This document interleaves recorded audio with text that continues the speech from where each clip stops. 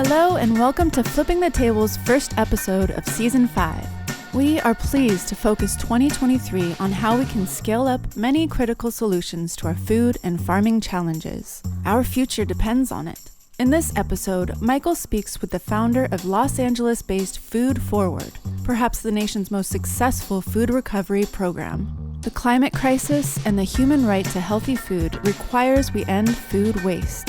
Rick Nahmias shows the way on a giant scale. Enjoy the show. Hello, and welcome to episode 1 of Flipping the Table's 5th season. I'm very pleased to be continuing this podcast. It's like going to school for me. All my guests are great teachers who are making changes on the ground that are creating a more just, healthy, and resilient food system. In Season 4, we focused on the big challenges and some activities underway to address them. In this 5th season, the theme will be scale. We'll try to answer the question, how do we scale up the solutions that are proven to work but are in need of acceleration or expansion in order to fix food and farming? We do this because the times call for massive scaling and acceleration of change.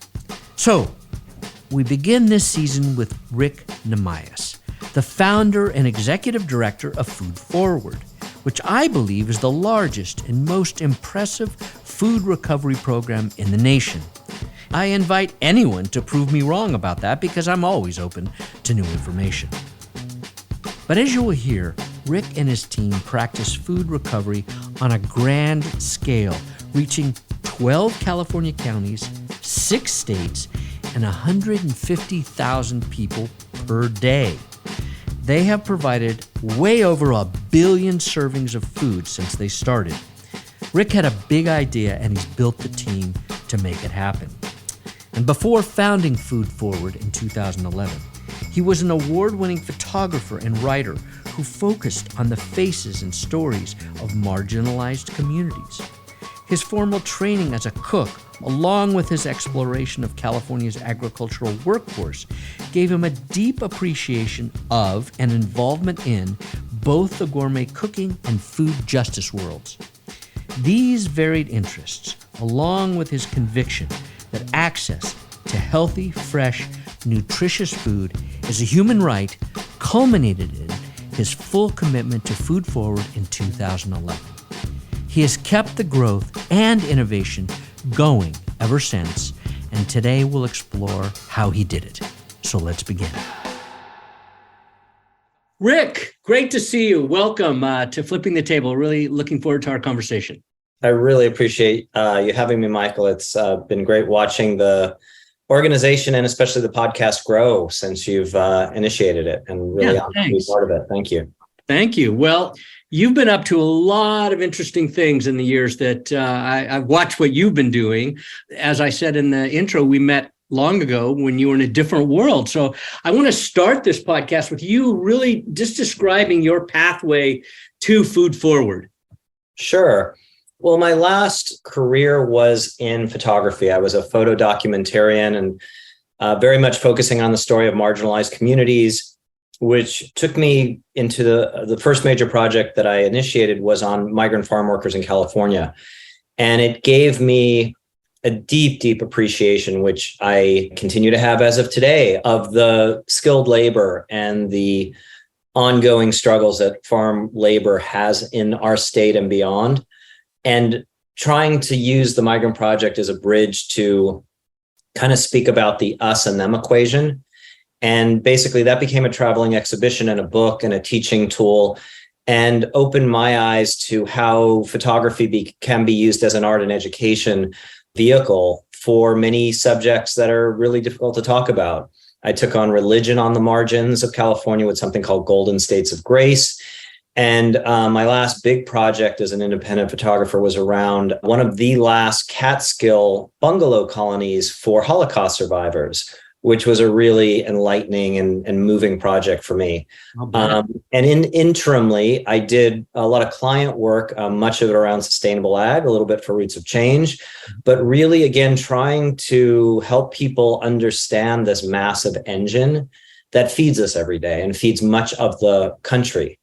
And ironically, there was this interesting kind of lull, as many people found, in 08 and 09 when our economy started to tank, if we can remember that recession, the Great Recession. And I was starting to see lines begin to form at food pantries in my area. And I live in the suburban Los Angeles area, which is studded with kind of older fruit trees that have kind of been planted with an American dream, a concept of having, that fruit tree in your backyard. Yet people don't realize 10, 20, 30 years into the life of any tree, you can start seeing hundreds of pounds of fruit. Much of this went wasted, fell to squirrels or rats or what have you.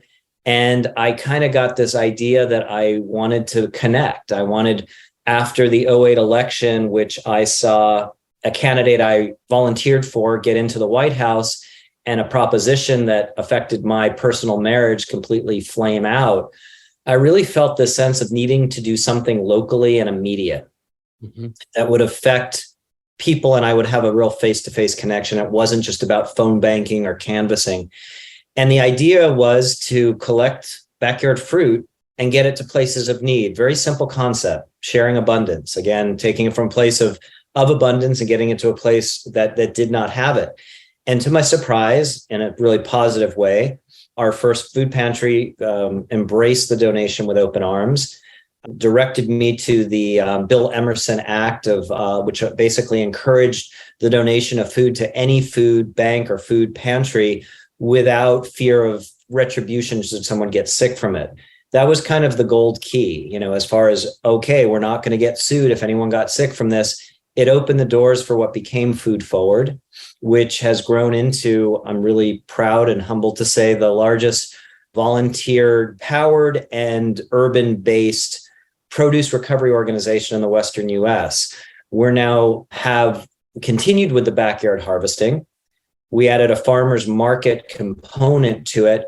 And then I think, as we'll talk about, this wholesale component, which was the big gorilla that dropped into place about 9 years ago.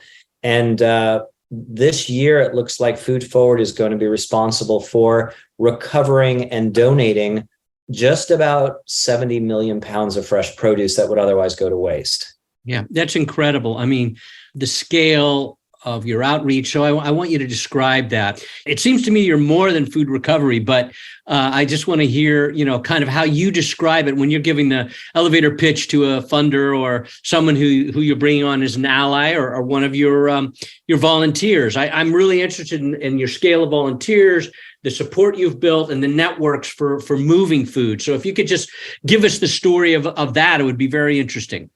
Sure. I mean, I'm glad you brought up that it is more than food recovery, because that was the beginning. There's the two-sided coin of food waste and hunger, which to me creates this very shameful equation in our area. More hungry people in Los Angeles County than any other county in America, and estimates of food waste of upwards of 40% of what's produced, with more produce coming through the Los Angeles gateway than any other city in the country. So what's wrong with that picture, right? A lot. And we're talking about systems change, we're talking about food waste, but we're also, Michael, diving into the equation of health equity, which the Band-Aid was ripped off of 2 years ago, plus when the pandemic really hit. And we knew what we were doing was the right way to go, as in a plant-based diet for folks who are food insecure. But it really took, I'll honestly say, until this fall, when I was at the White House Conference on Food and Nutrition, Hunger and Nutrition, where I really finally heard the buy-in from all the stakeholders saying, healthy food, fresh produce is where it's at for people. We've been doing it for 14 years, but to know that that has been put on the agenda as a priority felt great. We look at this is a food justice organization. We also look at food access as a human right and really try to create the lowest barriers for receiving our produce as humanly possible. The organization is very much a B2B. That was purposefully architected by myself when I started out. I did a lot of research and I found that there were at the time about, 1,300 food agencies passing out food from the food bank or some other entity. What there wasn't was a direct pipeline from growers, from homeowners, from any source into the food security community. They were going to the food bank. They were getting maybe 20% of their overall allotment was produce. But the food bank is indeed a huge beast and an essential beast in our ecosystem. But they are focusing on kind of the whole diet. We really went for what felt very important, which was solely produce. We also went as the supplier route. We did not need to really use all of our energy and all of our muscle to feed one agency in one location. We felt if there was this kind of rippling out wheel and spoke scenario, we would be serving the community best and we'd be able to move more produce. Food pantries have a lot of responsibility. They have a lot of compliance. They have a lot of metrics they have to keep track of. I mean, not that we don't keep metrics, but I felt like there would be a lot more bang for the buck. And as using the word scale, there was a lot more opportunity to grow if the B2B equation panned out. And that's indeed what we did. And that's what we do. We don't hold individual distributions, but we are now able to get food to the food bank and many, many food banks that we serve. But we also are able to, through a new addition to our warehouse that came up during COVID, we created something called the Sprout, which is purposely directed to small mixed loads of a few cases of fresh produce to that small pantry or that small school giveaway. So one of the kind of, I guess, secrets of Food Forward, not so much a secret, but one of our wins has been both the diversification of produce sources, again, everything from backyards to massive growers like Driscoll, diversification of agencies from LGBT seniors who are low income to after-school programs, to farm workers and beyond, to a diversification of the types of produce. On an average year, we're giving away between 300 and 400 types of fruits and vegetables, where in the first year, it was mostly oranges, grapefruits, and pomegranates. That's really led to a really robust interaction with many different stakeholders. Mm-hmm. So just to clarify for people, the B2B means that really the last mile is taken care of by your sister agencies, your collaborators. Absolutely. Our agency partners, which are all nonprofits, they could be as big as the YMCA and have 15, outlets that they distribute our produce through, which is always super efficient for us because we get a truckload to them rather than a few boxes, and they take it that last mile and they do that work. That's very specialized work. We don't want to question anyone's ability to do it or how they do it. We do ask to see it before we engage. And there's a pretty rigorous onboarding process for new agencies. But the idea has been to build partnerships. Mm-hmm. And I think for those of the folks that are in your audience listening, if there's one thing people ask me a lot about what's kind of the secret of scale and what's the secret of longevity, it's building and recognizing and maintaining high-level, high-functioning partnerships. Just because we're a nonprofit, just because we're in the hunger space, doesn't mean that you can just throw your food willy-nilly to anybody that says, hey, I need some. There are some super high-capacity partners, several who were hatched in the last 3 years out of necessity, but some who are decades old. And I really feel like you have to meet partners where they're at once you've vetted them. But there's nothing wrong with having accountability. You've got to have that accountability. Of the 3 programs we run, Backyard Harvest, Farmers Market, and Wholesale, if I jump to the Farmers Market program, which is now at about 15 markets, it was at 25 during pre-pandemic times. And describe what it is that you do with the Farmers Market so people get it. So the Farmers Market program is our middle child, if you will. And as a middle child myself, I have a lot of affinity for it. It was one that we got very lucky. We were in touch with Laura Avery, who at the time was the manager, longtime champion of farmers markets here in Santa Monica. And there was this wonderful woman who was a mom and an attorney and a food kind of warrior. And she hated to find out that much of what is not sold at the end of a market session is dumped because it costs too much in fuel to drive it back to the farm only to compost it. When we heard about this and she kind of got in touch and said, hey, I know you're doing these backyard harvests. What if we got volunteers and we started a farmers market recovery program? We got a small grant to do a pilot, and it blew the doors off. We were at Santa Monica, Studio City, and Hollywood, the three biggest markets in Los Angeles. And within a matter of months, we dialed in these really cool ecosystems. We got volunteers from the neighborhood. The market was there temporarily at each of those locations for half a day.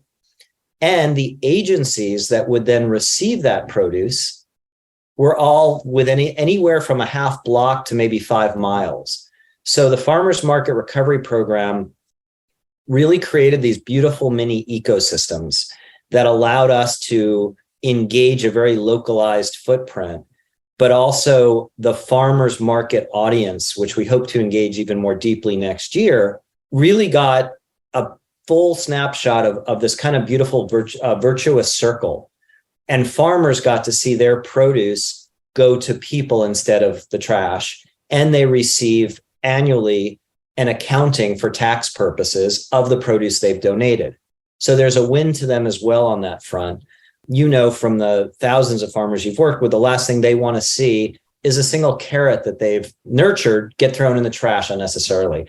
So we're a connector there. One of my dreams is that we become part of enough municipal groups that when a new farmers market is created, a food recovery component becomes lock, stock, and barrel part of that initiation. But the food waste element is not an afterthought that you tack on. It's something that is just germane to the conversation when you start. So I have a question. How many farmers markets are you dealing with now? We're at 15. We were at 25. And I think we'll probably go back to 22 and then look at some new ones. Mm-hmm. The challenge we've had is there's just been a shakeout in markets over the pandemic, where some of those that might have had, we usually have a threshold of about 15 produce donors. Mm-hmm. And at that point, the cost benefit of weekly coordination makes sense. Less than that, you'd see 4 or 5 boxes. And it's not that doesn't matter, but we couldn't substantiate the staff involvement for that. But the entire farmers market program, like Backyard Harvest, is fully volunteer led. Right. So that requires a fair amount of coordination. The big one, the wholesale program, which we'll talk about, is staff led. And that's mostly from a safety standpoint and from the hours in which the wholesale recovery is done. Mm-hmm. So before we get to that, I just want you to quickly talk about the backyard, because, you know, as you know, I've been on the board of Farm to Pantry up in Northern California here, and that is primarily volunteer led harvesting at farms and backyards. And it is a lot to keep those going in a functional way. It's a lot to manage volunteers, to find volunteers, to keep volunteers. So I'm very curious about how you've done it at such scale. It's been a road, and I'm really excited to say right now, when this is broadcast, we'll be through it, but we're in the midst of our end of year campaign, and I get a daily kind of tally of donations that come in, and I'm seeing donations, even small ones, coming from people who who volunteered with us 10 years ago. Wow. And stopped for health reasons, but now they've become donors because they feel so connected to the mission. And to me, that's really what it's about, is from that first harvest, empowering an individual to see their connection and how their hands and their heart are part of the cycle, that you can roll back gleaning to biblical times and see the same opportunities back then. And in some cases, we work with faith-based communities, but mostly we're dealing with folks who really care about being part of a community effort, the environment, sustainability, and being a change agent within that. That was really how I saw my involvement in it. And that's how I nurtured additional volunteers. You know, you can give them awards, you can give them titles, but it's really, we find, and I will tell you, we have volunteers who are doing 2 and 3 harvests a week. Wow. They're kind of crazy. They go up and down the coast, all the way up into deep Ventura County, where we have an office, and and many gleans at kind of gentlemen and gentlewomen farmers up in the Ojai Valley and whatnot, there's a sense of just peacefulness. You take your phone and you put it away, you get off the internet, and for 2 or 3 hours, there you are with nature. And again, in a way that is benefiting many stakeholders, including yourself, but that at the end of the day, you have several hundred pounds of produce that would have gone to waste without you. Mm-hmm. So there's a real simplicity, Michael, that never gets old for me around hands-on fruit in the box to people, and never drifting from that mission, no matter what the program we have, I think has really been key to food forward success. Mm-hmm. Is mission drift is so seductive. There's so many things when you start being successful that people want you to do or want to fund you to do, and you can start chasing the funding and drift off into another area. I'm really grateful we haven't done that out of discipline. Part of it's been myself, the staff, the board, and I don't see that happening. There was a little blip in COVID when we put our hands on those USDA boxes, and we were able to move a couple of million of them over the course of that time. And that was important. It was a triage situation. It was all hands on deck, right? But the moment that kind of stopped, we went completely back to produce, and we're very happy to do so. Good, and just staying on mission is really what it's about. Yeah. So I just want to go one more question regarding that program, that first program, the original program. How many volunteers are you engaged with at any given time? So pre-pandemic, we were seeing about 5,000 unique volunteers a year. What we've started to do, and I'm really happy to say, is, of the silver linings the pandemic gave us, the biggest aha moment with volunteerism was that those volunteers prior to the pandemic who would just show up for a harvest and then go away, we actually were able to engage with them deeply to set up the harvest, to harvest the fruit, and then to drop it. So they became these kind of one-stop shops for the whole process, to the point where we're now closing out the year with, I think, over 2,200 harvest events for 2022. That means that could have been one person at one single tree in a residence, or that could be 40 volunteers who came out to the Huntington Gardens, where we have a decades-long relationship and we're harvesting their fruit trees. We've come to count them by events rather than volunteers, because to me, the success that one person brings can be just as important as having a team of 40 people out there. We hope you're enjoying the conversation. If you are, please rate our podcast and offer a review. Your voice will help us grow our listener base, which helps us sustain the funding to share these conversations with the people and organizations shaping a more just and regenerative future. A future in which the food and farm businesses are helping to solve the largest challenges of our time. So let's move now to the wholesale, the big kahuna that's allowed you, according to your website, you're now in 6 states and 12 counties where you're delivering food. That's remarkable. I want you to talk about that, how you got there, but I think this is probably the key. Well, the key is now for our sustainability, we've just codified a strategic plan that gives oxygen and resources to each of these 3 programs for the next few years, which I'm happy to say, because they're all really important. They're all unique, and I think they're all complementary. The wholesale, without a doubt, is eclipses the other 2 in volume. And it kind of came out by accident.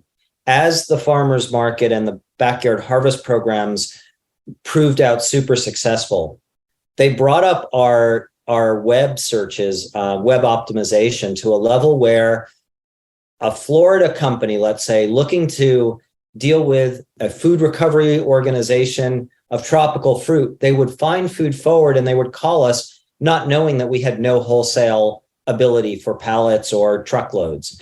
We got a couple of those, and those of us in leadership started looking at each other and saying, well, wait a minute here. We have the network. We may not have the trucks or the warehouse or whatever, but we have the network. And what I've always said to people who are interested in getting their feet wet in gleaning is you need 3 things. You need the supply, you need the demand, and you need leadership. Everything else is easy. And we had all that stuff. So what we did is, again, we got a pilot grant. I'm a big proponent of doing pilots. And we found an unusually talented and connected individual to lead the effort. Our goal for the first year was 300,000 pounds of wholesale recovery. And that was palletized cases of almost, 1,200-1,500 pounds at a go per pallet, and getting 300,000 pounds of that out into our network. Instead of 300,000 pounds, we saw 4.1 million pounds. Wow. In year one. There was pent-up demand. Yes. So just let people know what you mean by wholesale. So who's engaged? Well, when we started this, it was exclusively at the LA Produce Terminal downtown, which is the clearinghouse for every large wholesale distributor in most of the country. There's a New York market in Hunts Point. LA's terminal is really representative of the Western US. And any major player has a footprint there, and usually a warehouse within a few miles. We found those could be farms, and they could be just brokers. They could be anyone who's getting consignment houses. Yeah, it was rarely farmers directly at that point. It's since grown into farmers, but it could be also multinationals like like a Driscoll or a Dole or Chiquita. We also, again, have a footprint in Ventura County by Port Hueneme, which is the largest receiver of tropical fruit, which a lot of people don't realize. So that got activated as well. There's been a lot of fits and starts with the LA port, and we do have some relationships there, but it's not been as prolific as we would think. But what happens is we either solicit or we are solicited by any number of produce distributors that have viable produce at scale and want to donate it. That's really that simple. They also will receive a tax donation for what they're giving us, and we will guarantee that produce will be distributed to one of 350 agencies that we work with. Again, keeping it really, really simple. There is an 80% viability limit that we speak of. I'd say most of the produce we get is the 100% mark. What does that mean? 80% viability? 80% is edible. If there's a few rotten apples in there, we can deal with it. If you're trying to send us 50% rotten and 50% viable, we won't take it. The cost of sorting that and disposing of it's just not worth it. And also, there is a day or two between the donation and it reaching its endpoint, where even more of that's going to degrade. So we don't want to be giving out anything that we ourselves will not eat. Mm-hmm. So we've gotten it down into the very minute single digits of produce that gets discarded or composted. We've seen, I think, 3 or 4 truckloads a day of blueberries recently. We're about to hit Roma tomato season, which starts in Mexico. And I know, because this happens every year, is come mid to late January, we will start seeing floods of trucks of Roma tomatoes that are perfectly edible. But because there is such a bumper crop, the price drops, and driving them from San Diego border up to Los Angeles is a money losing proposition. So they're going to make more money as a donation than they would if they brought it to market and then find there are even more tomatoes that don't sell.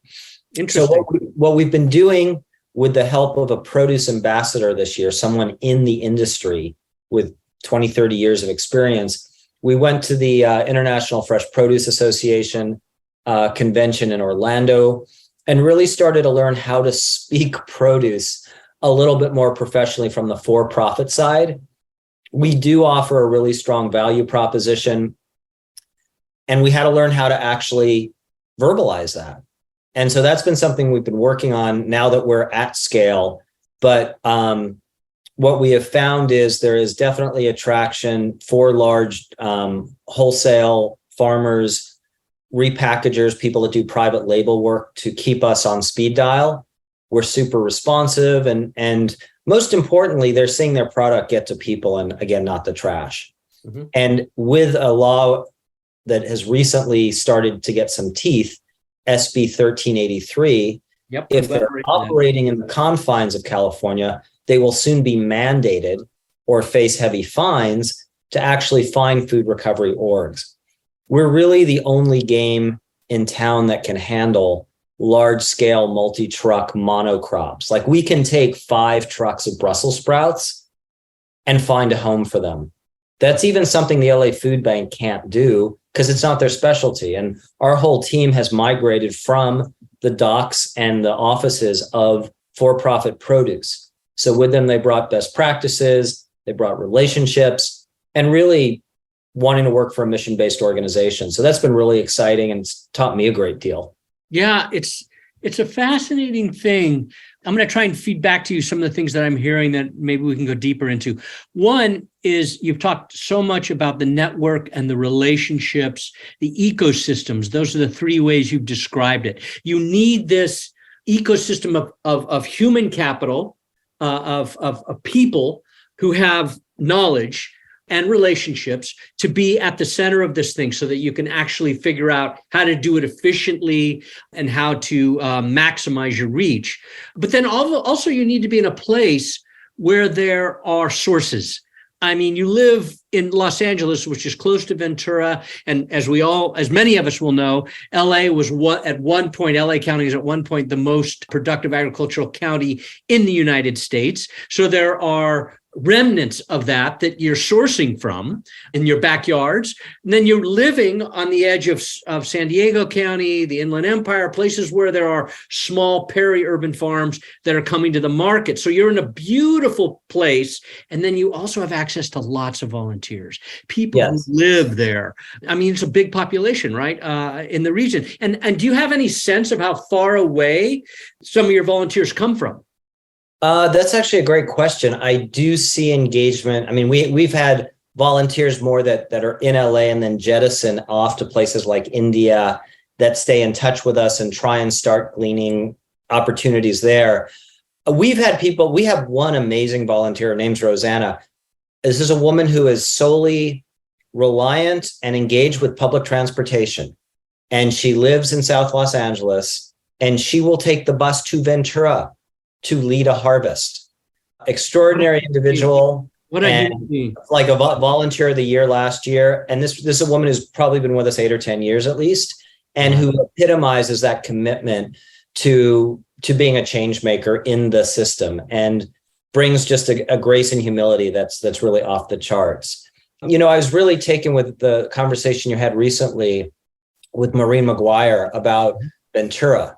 And I love her take on Ventura. We've always found it this really interesting enigma, you know, as a kissing cousin county. And from the first harvest we had there, I was like, this is a different ball of wax from LA.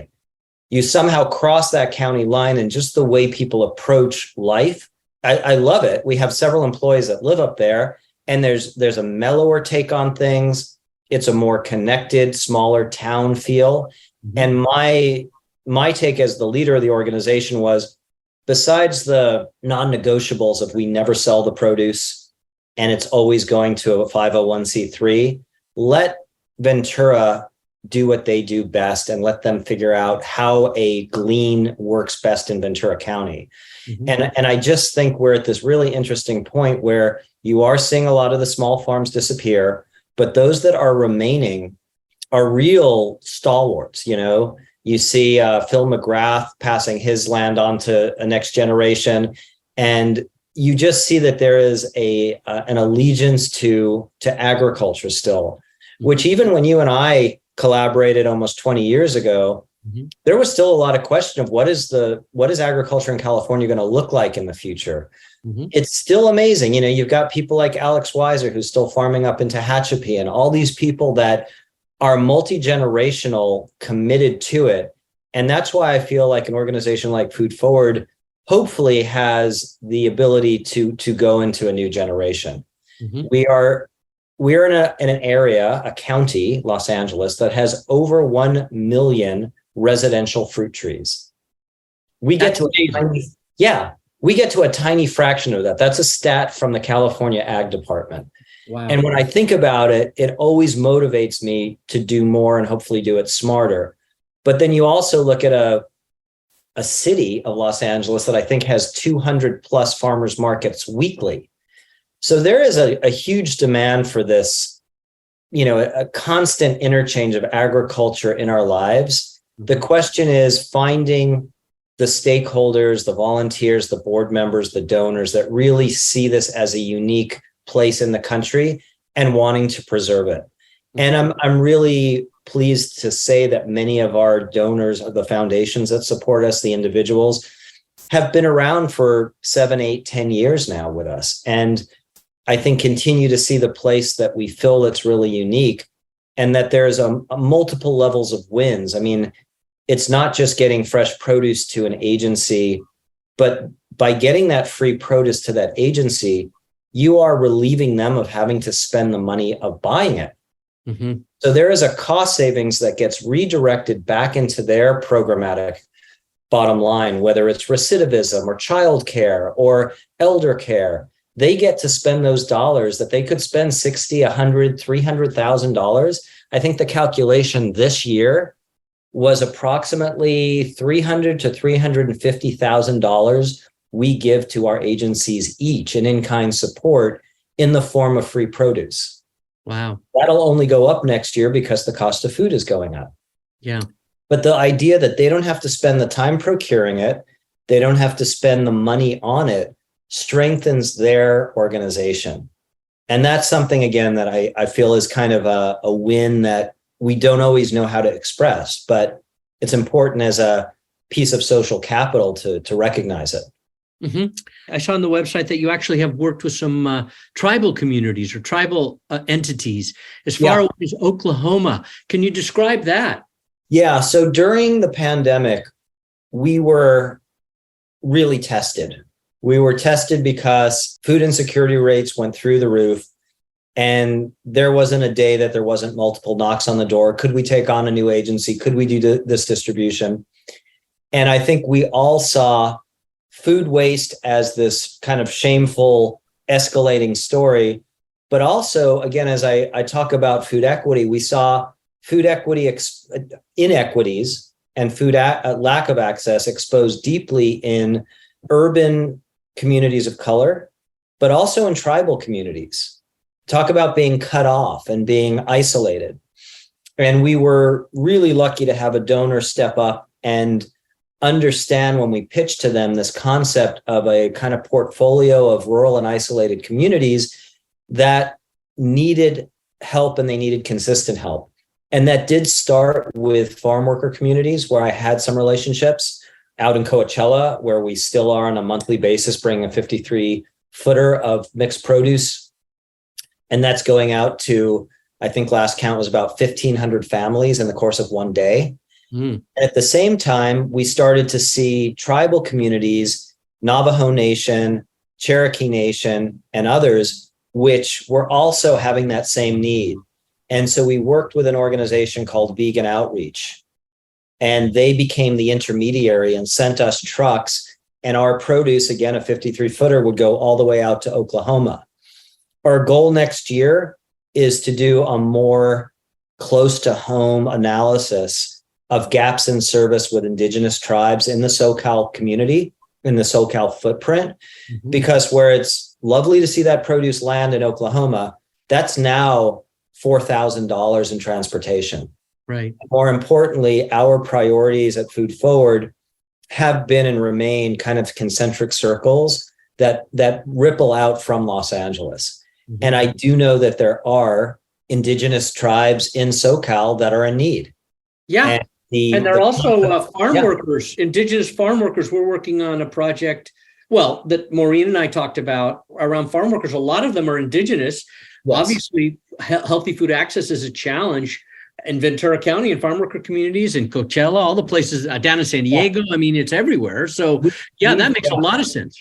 We've now got about a half dozen of those monthly distributions in that portfolio. Most of those are farm workers. Some are native.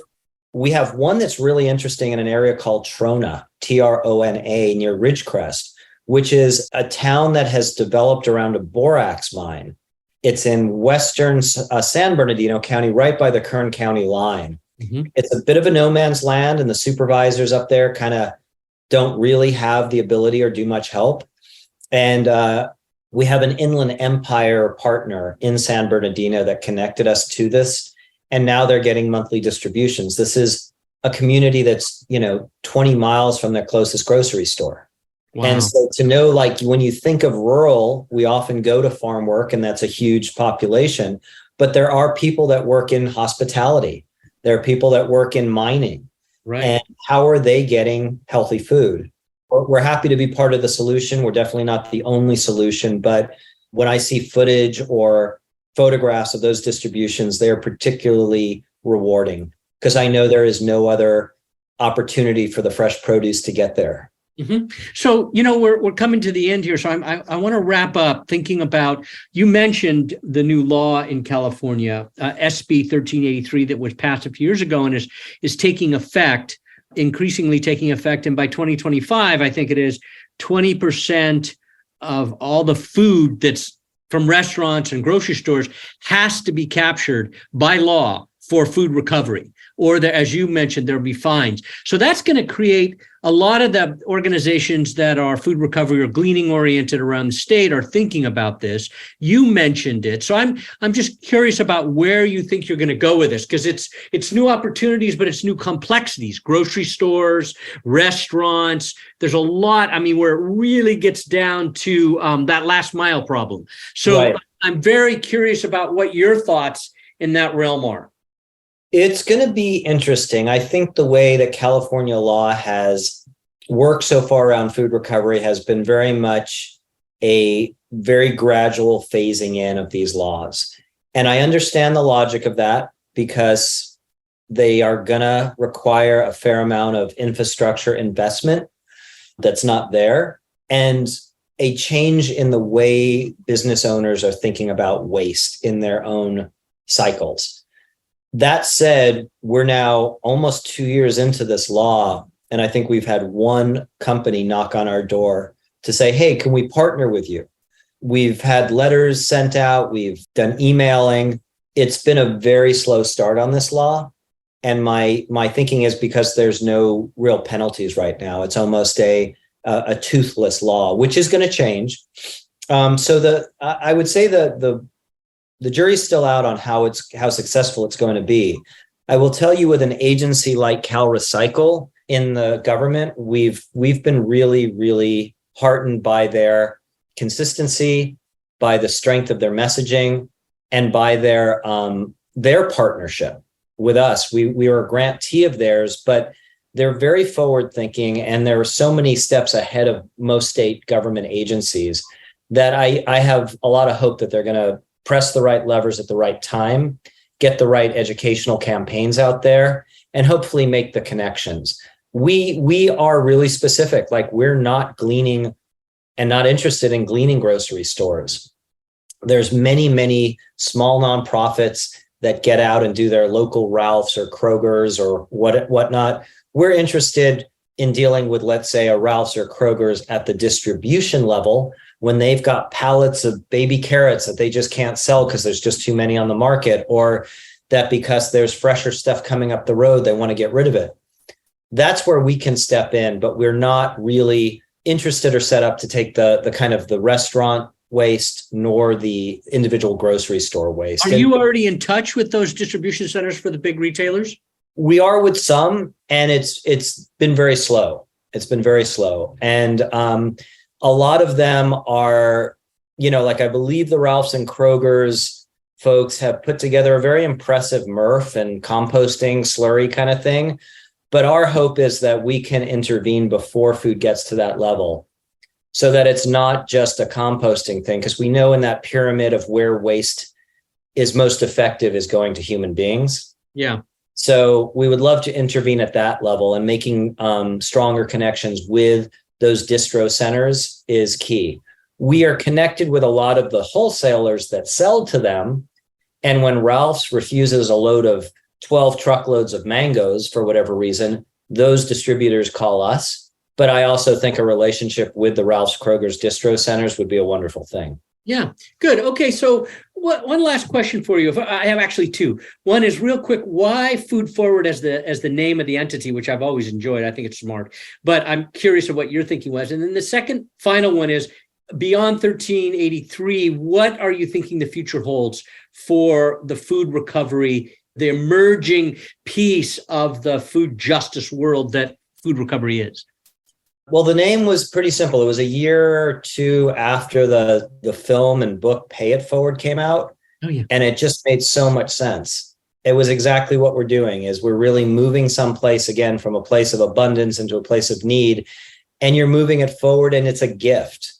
You're talking to someone who's been a longtime member of the Burning Man community, and one of the principles that Burning Man operates on is gifting. And I took that to heart as I joined that community around the time Food Forward began, is we are giving this food with no expectation of anything in return, and moving it forward into the hands of someone who needs it in itself is a reward. Mm-hmm. And so that's really where the name stuck. The alliteration helped. Yeah. And here we are today, 14 years later. Yeah.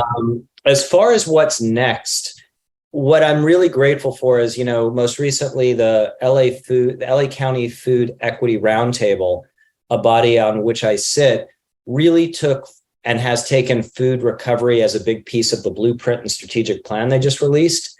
The LA Times has gotten behind it. And I think if you look at this huge amount of supply that really just needs logistical support and distribution, you can alleviate a huge amount of the need of food insecurity. And again, we're talking about a community that was documented just this season at 1 in 4 families being food insecure. That's insane. We have the calories, we have the healthy calories. This is not a supply problem.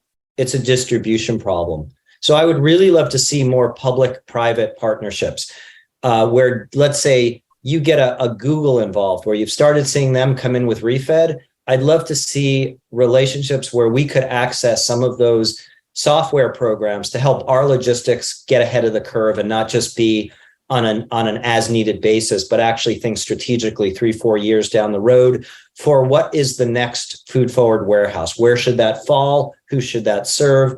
And what are the supply chains and carbon footprint that we can mitigate by placing it in the right spot? We use professional software, but we are not software engineers, and we are just not at that level of sophistication. The private sector is. We have Silicon Valley right up the road, right?